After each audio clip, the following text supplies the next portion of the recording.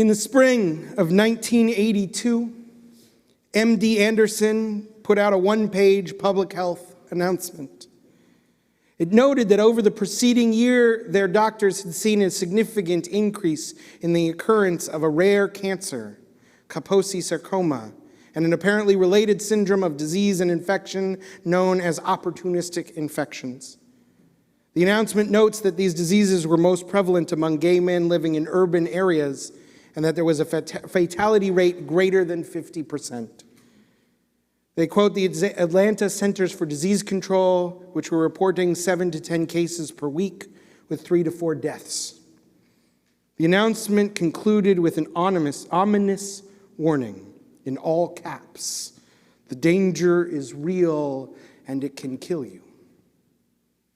This was one of the first warnings that the AIDS pandemic had arrived, and gay communities all over the country began to take notice. One of these was in Denver. Even before the first case of AIDS was reported in the state, the Gay and Lesbian Community Center assembled a task force headed by Reverend Julian Rush, one of the first out Methodist ministers. The group was formally incorporated in 1983 as the Colorado AIDS Project, or CAP. Their founding board was made up of about a dozen gay men and one straight cisgendered woman named Jill. In the fall of the following year, Jill was about 8 months pregnant, and the doctor had ordered her on bed rest. So when it came time for the monthly board meeting, she wasn't going to be able to make it. But their leader, Reverend Rush, insisted that everyone be at the meeting, so it was decided that the meeting would be held at Jill and her husband's townhome in the suburbs. This was long before someone could Zoom into a meeting. So here are all these men gathered in the living room, and one very pregnant woman. Most of these guys had never been around a pregnant person for any extended period of time before, and so every time Jill felt a kick or shifted in discomfort, the meeting would devolve into panic as her colleagues were convinced she was going into early labor. She did her best to reassure them, but a few minutes later it would happen again. Finally, one of the men who worked as a nurse reassured everyone that she was fine, that he would keep an eye on her, and he would let them know if there was any reason to be concerned. Though they calmed after that, it was probably not their most productive meeting. Still, it was thoughtful of them to schlep all the way out to our house to hold their meeting so that my mother could be there. I feel bad that apparently I had derailed their important work. I was born a month later. My mom continued to volunteer for CAP for years, devoting much of her free time to help those affected by the ravages of that plague. In this week's Torah portion, the Israelites are also struck with a plague. It is a very different plague, but like AIDS, it was mysterious, terrifying, and deadly. And in the midst of this troubling story is a moment I find inspiring. It is a moment that gives me hope. It's a moment that reminds me a bit of my mother. The people had come to complain against Moses as they did through much of their desert wandering. And God, in frustration, says, "Stand back, for I will annihilate the people." But Moses knows that the people are acting out of fear and that they deserve mercy. So he says to Aaron, "Take a fire pan, put on it fire from the altar, add incense, and take it quickly to the community and make an expiation for them. For the wrath has gone forth from the Eternal, the plague has begun." Without hesitation, Aaron grabs his fire pan and incense and runs towards the center of the camp where the plague had broken out. Instead of standing back from the danger as God had commanded, Aaron runs towards it, towards his people. This would be an act of bravery for anyone, but for Aaron it is something even more incredible. This is Aaron, who lost 2 of his sons when they made an incense offering that God had not commanded. Now he rushes to do the same. And as the Torah says, "Va'amod bein hametin uvein hachayim v'te'atzer hamagefa." He stood between the dead and the living, and the plague was checked. Aaron makes a choice. He places himself between the dead and the living. He puts himself in harm's way to attempt to save his people, and because of his bravery, the plague stops. Rabbi Lisa Edwards connects this text to the early days of the AIDS crisis. She writes about all of the people, those who were infected and those who were never or not yet infected but fearing it. Those who, despite their fears, despite the uncertainties and unknowns, ran to the midst of the congregation and did what they could do to try and stop the plague and ease the suffering, to soothe the ones still living who had lost the ones they loved. Those who took a stand between the dead and the living in all sorts of ways, including bearing witness and telling the stories. I read Rabbi Lisa Edwards' Drash this week, and I thought of my mother, Jill Friedman Fixler, a blessed memory, who was one of many who ran to the midst of the congregation. She used to tell the story about the moment she knew she needed to do something. She was sitting with a coworker and friend, and the subject of this mysterious new disease came up. This other woman confided in my mother, "I just can't help but think that this disease is God's punishment." In that moment, my mother realized that she would no longer be cultivating an outside of work friendship with this colleague. She knew this disease was not a punishment from God. She knew it was not a biblical plague. She knew that a retrovirus is never divine retribution. And because of this, she knew she had to do something. She had to help if she could. She heard the call to run to the center of the congregation. She didn't know many people in Denver's queer community, so she started cold calling to see how she could help. She found her way to the Gay and Lesbian Community Center. I imagine they were not sure what to make of this young, energetic, Jewish straight woman, but they just happened to be setting up their AIDS task force, and so they connected her with Reverend Rush, and soon she was on the board. I don't know. Maybe it was their way of having diversity.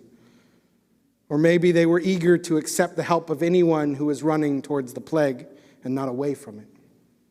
At that time, so little was known about AIDS and how it was transmitted. Lots of people told my mom she was making a mistake, that she was putting her own health at risk, that she was putting her unborn son at risk. But all this did was strengthen her resolve that the only place she could imagine being was in between the living and the dead. And that's how I came to be at the founding meetings of CAP, kicking but not yet screaming. The Midrash takes Aaron's bravery one step further. Tanhuma says that when Aaron gets to the center of camp, he comes face to face with the angel of death. He demands that the angel stop the plague, and when they refuse, Aaron wrestles the angel until the plague stops.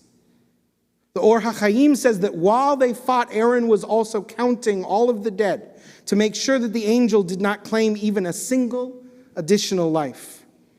Aaron stood toe to toe with the angel of death to protect the living. And at the same time, he took note of the dead, numbered and noticed them so that they would not be forgotten. This is the work we are called to do. Rabbi Hillel teaches, be one of Aaron's students, loving peace and pursuing it, loving people and bringing them to Torah. It is not enough to love peace in your heart. You have to pursue it. It is not enough to love people. We must run towards them when they are dying.